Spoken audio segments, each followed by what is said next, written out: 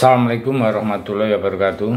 Selamat pagi, salam sejahtera untuk kita semua, salam merayu, dan salam untuk saudaraku yang ada di dalam maupun di luar negeri.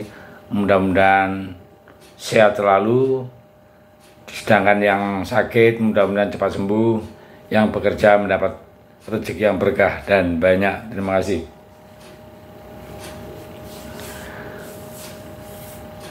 Ada komentar dari Andian Napitupulu, yaitu dia adalah kader PDI Perjuangan, yang mana dia merespon tudingan calon presiden nomor urut 2 Prabowo Subianto yang menyebut ada pihak tertentu akan melakukan kecurangan di pemilu tahun 2024. Andian meminta Prabowo membuktikan terkait informasi yang disampaikan yang menurutnya sebagai laporan yang diterimanya. Nah, Andian itu memberi jawaban atau menanggapi ya. Saat itu kan di Medan, di Jalan Brigjen Katamso, Kota Medan, Minggu tanggal 28 Januari. Aktivis 98 itu menyebut semestinya bila ada informasi terkait adanya pihak-pihak yang hendak melakukan kecurangan di pemilu tahun 2004, Prabowo kan sebagai Menteri Pertahanan harus menyikapi hal tersebut gitu loh. Nah, sementara Andian mengatakan ya, kecurangan pemilu hanya akan dilakukan ya oleh mereka yang memiliki kewenangan. Ya jelas lah, kalau nggak punya kewenangan mau curang bagaimana? Nah, mereka yang memiliki kewenangan ya, itu posisinya ya, istilahnya yang ada pendukungnya calon presiden nomor urut 2 Prabowo Subianto. Nah, potensi kecurangan yang disebut akan dilakukan pihak-pihak tertentu saat pemilu tahun 2024. Hal tersebut disampaikan saat deklarasi dukungan di Kabupaten Subang, Jawa Barat, Sabtu 27 Januari. Prabowo mengatakan pendukungnya di Kabupaten Subang untuk mewaspadai yang disebutnya potensi kecurangan saat pemungutan suara di pemilu presiden tahun 2024. Menteri Pertahanan RI itu juga meminta kepada saksi yang mengawal surat suara di tingkat ya, baik tingkat bawah maupun tingkat kabupaten provinsi ya, di TPS agar persiapan diri dan berhati-hati dengan potensi kecurangan tersebut. Padahal yang terjadi tidak demikian.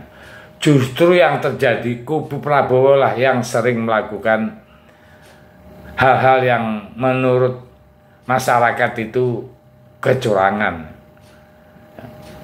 Ya karena sudah banyak di lapangan kan.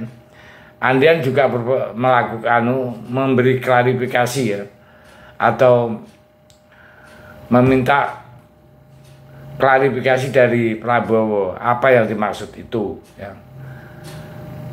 Bahwa berpotensi melakukan kecurangan adalah mereka yang memiliki kewenangan yang sudah disebutkan tadi. Jadi hal ini namanya memutarbalikkan ya. Pernyataan itu namanya memutarbalikkan. Seperti kemarin Joko Widodo baru-baru ini bahwa presiden boleh kampanye dan memihak. Hal ini kan sudah melanggar etika ya, berpotensi menyebabkan penyelenggaraan pemilu itu menjadi tidak netral serta diwarnai kecurangan dan keberpihakan yang tidak adil. Ini kan jelas nyata, contoh yang nggak usah jauh-jauh ya, contoh nyata gitu. Nah, jadi apa yang disampaikan Prabowo itu betul-betul tidak berdasar. Maka dari itu Andian menekankan semua kader dalam rangka pencoblosan itu harus betul-betul jeli, harus mengawal suaranya dari TPS sampai ke pusat. Jangan lengah, data-data harus lengkap. Karena apa? Karena saat nanti terjadi perselisihan di MK, data itu harus komplit. sekalian buktinya. Nah itu, jadi hal-hal semacam itu yang harus sekarang dipersiapkan ya. Dan perlu diketahui ya, bahwa Menteri Perdagangan Zulkifli Hasan sudah ikut membagikan bantuan sosial.